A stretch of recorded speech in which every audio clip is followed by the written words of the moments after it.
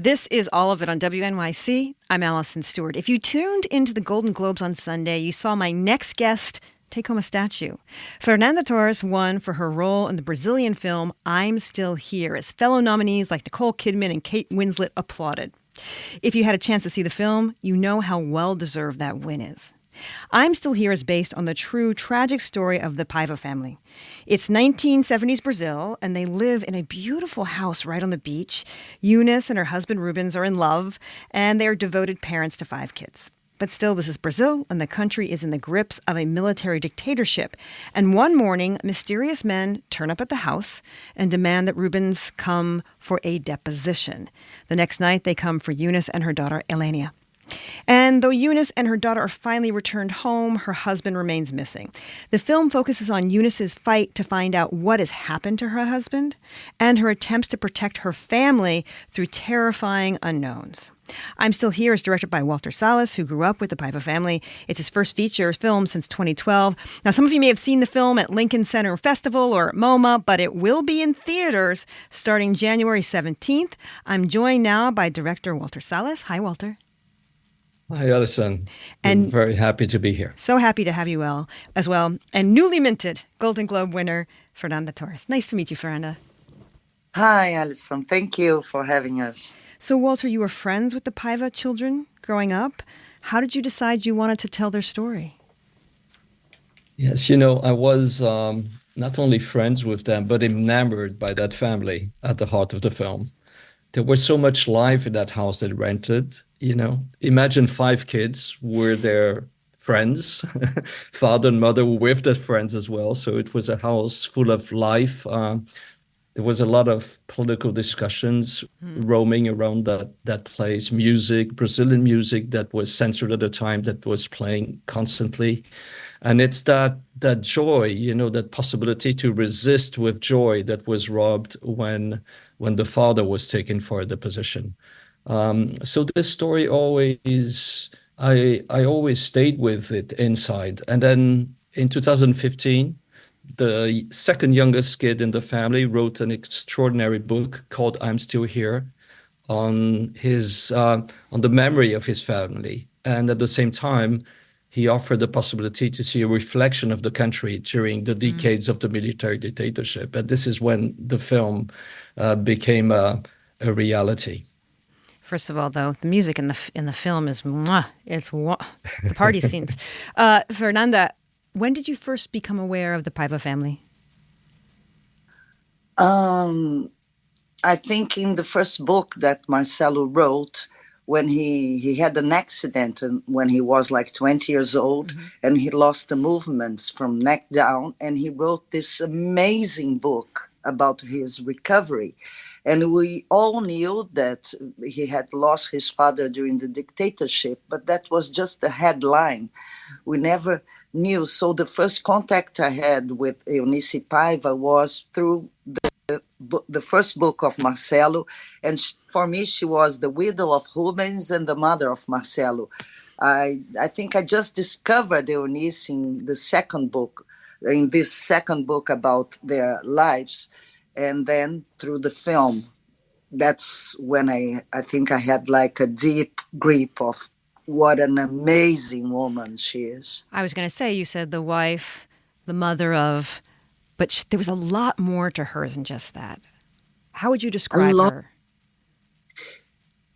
It's someone who was raised to be the perfect housewife from the 50s, not a silly one, an intellectual one, but the great woman behind the great man. And what is interesting in her character is that she suffers a huge tragedy. I mean, her husband is killed, tortured, and she couldn't even bury the body. They disappear with the body with 5 children. And a woman that, when she was facing tragedy, was when she started to found herself as the true Eunice. So is someone that said goodbye to utopia and reinvented herself in a very tough moment. And this, I think, it's a good tale to everyone nowadays. I mean, to face reality with a smile and be brave. And then she became a lawyer and a great defender of the human rights. It's a hell of a woman. Walter, what kind of conversations did you have with the Paiva family? What concerns did they have? What concerns did you have? Yeah, it's a good question, because how do you make justice to your own memories, from what you remember, but also to all the layers of the story that Marcelo had offered us in his book, I think that the way to do this was to stay very close to Marcelo throughout the whole process. And also to interview every single person who was connected to this story in a way or another. His 4 sisters, and the friends of the family. And this is what took us 7 years, to really reach a screenplay that somehow, embraced the story in all its facets. It took a while. I never took as long, to do a film, to tell you the truth. But here, there was so much to make justice to. For a film to take 7 years, wow. Well, first, how did you keep going? Good question. In fact, it took 7 years also because we suffered a double pandemic in Brazil. We have, we went through the COVID pandemic without vaccines, and then the second thing is that we went through an extreme right-wing government during that time. So it would have been impossible to shoot the film at that point. Because we would never had the authorization to film in the streets of Brazil at that point. So this also stretched the length of the prep. But, when I see it today, I think that we all gained a certain maturity, and the possibility to actually really polish not only the screenplay, but every single character, and add meaning to the story in all its layers, I'm speaking with Fernanda Torres and director Walter Salles about the new film, I Am Still Here. So much takes place in this house, this beautiful house. Fernanda, what does the house mean to Eunice? Not only to Eunice, you see, that house was just like the house of my youth. I could be one of those children. You see, my mother looked a lot like Eunice. So that was our youth. That was Rio de Janeiro at its best, even in a very tough moment. And also our set designer, he created a house that didn't look like a set. I always say that the kitchen smelled like garlic. He kept putting extinguishing cigarettes in the ashtrays. So the house smelled like house. And that gave us a sense, it's almost documentary. And Walter is a great documentarist. So it's the first time, I think, in my acting career that the thing was to do not act, but just to be. And Eunice, in her restraint, the fact that I had to restrain emotions, that created this kind of a very realistic way of acting. And that's Walter Salles' touch. Walter, you begin the movie, the family's on the beach, they're having a great day. It's disrupted when the older daughter is stopped. She's frisked by police. What do those opening scenes tell us about what life was like in Brazil during this period? Yeah, I always say that we could not be completely innocent at that time, even when we were 13, because the first image is of this woman in the water, yes. And yet in the same frame, there's a military helicopter flying too low. And you could be in a car, but be interrupted, be stopped by a roadblock, and where different forms of violence could enter into play, so this constant, I would say, interaction between the light of the tropics, but the danger of the regime at that point is one that really defines the whole first part of the film. There was always something that could be lost, you know, and I think we were aware of it. Yet we tried to survive that moment by living, you know, by making a life, by embracing life as a form of resistance. This was it. But then there's a moment where it's not possible anymore in that house that you just referred to, the house that is truly a character of the film. I wondered about the house, Walter, sort of the choreography of the disappearance, the kidnapping, because the kids are coming in and out. It's happening. Eunice has got a smile on her face during it. What was that choreography like? And you can jump in too, Fernanda. You know, the very beginning of the film is really corresponds to the memory I have of the house, where there was a sense of immediacy, almost a tactile quality. You know, the people intermingled. So the camera is very mobile at the very beginning. Yeah. You know, it's very fluid and very organic, and it just drifts from group to group of people.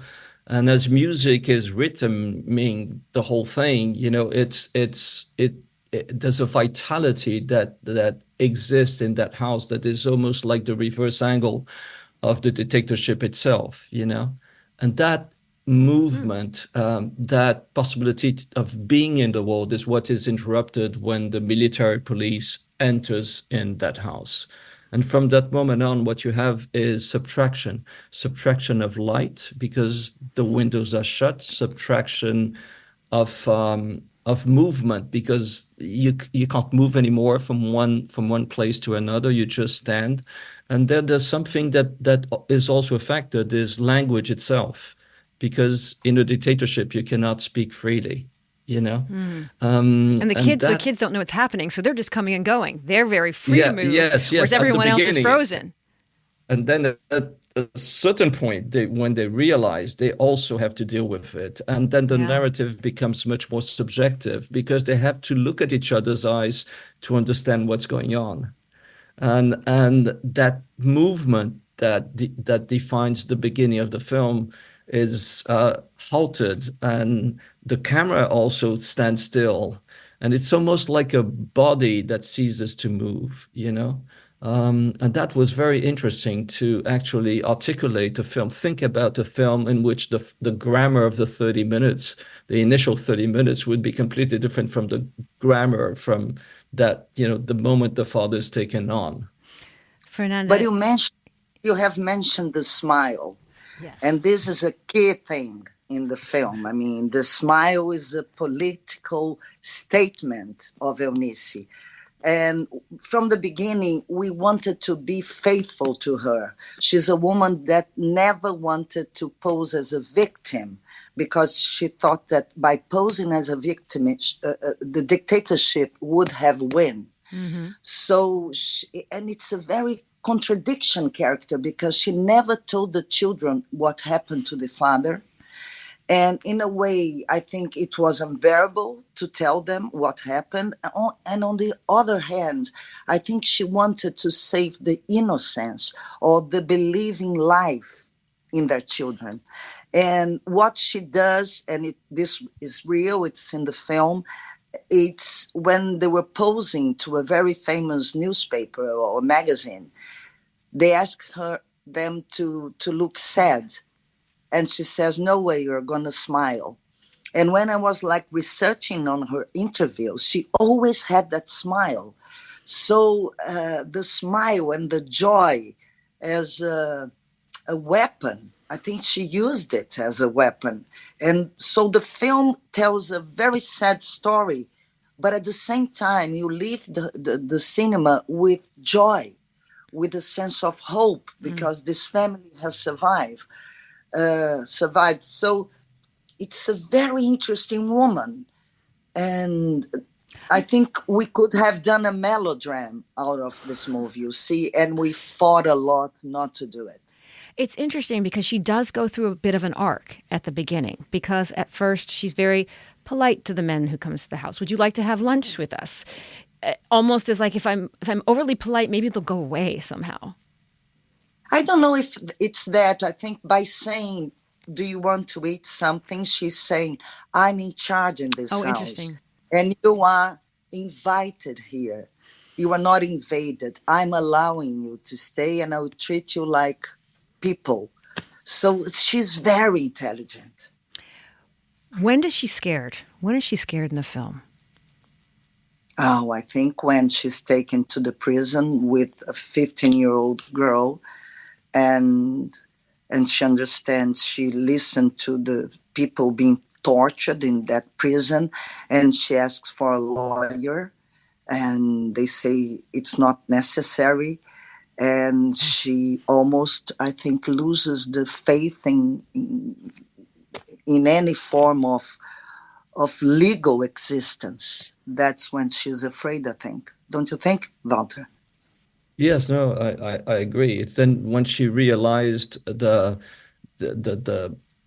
Kafkian reality she is in, and that is a defining moment in her life. And when she comes back from the prison and she looks at herself in the mirror for a long time, this is when she really tries to make sense of everything that she went through. And this is when she decides that she's going to start to resist to that and offer a form of reinvention that could embrace the whole family. It just starts in that moment, Walter, immediately after the prison. I want to ask you about some filmmaking choices. You use Super 8 in the film a lot.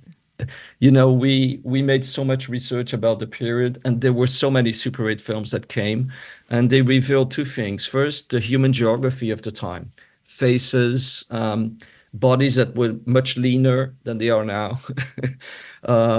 And then behind those faces and those bodies, there was, in fact, the regime. You could see the police cars. You could see, so they were very revealing of the intimacy of the families at that time, but they were revealing of a political and social circumstances that those guys lived in. And this is when we immediately said, okay, let's embrace this as a form of relaying something fresh and very descriptive of that era. And actually the actors shot most of those Super 8 images. So there's a certain beauty of the imperfection of those images, because it's in the cracks, it's in the imperfection that that somehow life erupts in cinema. The other question, you had 5 kids, 5 individual children, and a dog. How did you want to give them each to have their own moment? And was it difficult with that many young actors? First, the screenplay does a really wonderful job in defining each one of those kids rapidly. They have the one scene that truly takes care of understanding who they are. But we also did two other things. We shot in chronological order, which helps tremendously with children. And we also rehearsed what would be the prequel of we created scenes that could have happened before the beginning of the film with the family. We occupied that house. We stayed in that house for weeks, and we somehow created a texture in that family that truly existed before we started to shoot. And that, I think, is a result of what I had done in Central Station, the film I shot with Fernanda's mother. Yeah. Exactly 25 years ago, in which I had, on one hand, a young kid who had never acted and the most extraordinary actress in Brazilian cinema, Fernanda's mother. And to blend that, we also did spend time together and created texture between the characters. And we did the exact same thing here. Fernanda, your mother It's fun yeah. how I remember in the beginning, I had difficult even by remembering the names of the kids. It was too many kids, too many nicknames. And by the end of the movie, they were like my children. I had no doubts of who is who in this family. And each one of them, the two kids brought us like freedom. I mean, they were so spontaneous. They were just playing. And the other actresses, they reminded me so much. I saw myself in them. I mean, we're doing a film with Walter Salles, an amazing script, an amazing story for the first time. And so I created really a very maternal feeling to each one of them. I don't want to give anything away, but your mother is in the film as well. What was it like to have her be a part of the film? I mean, me and my mother, we are like the Fernandas. We're like an entity in Brazil. We exist separately, but there is also the Fernandas entity. And we are in the movie. And her presence, I think, together with the fact that Eunice Paiva raised Marcelo Rubens Paiva, that one day would write her story, it means that's what I find it so meaningful that art has endured in me and my mother, in Marcelo and Eunice, that besides the dictatorship, the right-wing governments, the economical crisis, we managed to exist and to produce a wonderful director like Walter Salles, who once in a while saves Brazilian cinema. The name of the film is I'm Still Here. It will be in theaters January 17th. I've been speaking with actor Fernanda Torres and director Walter Salles. Thank you so much for making this film. We really appreciate it. It's a great film. Thank you Thank very you, much for Alison. having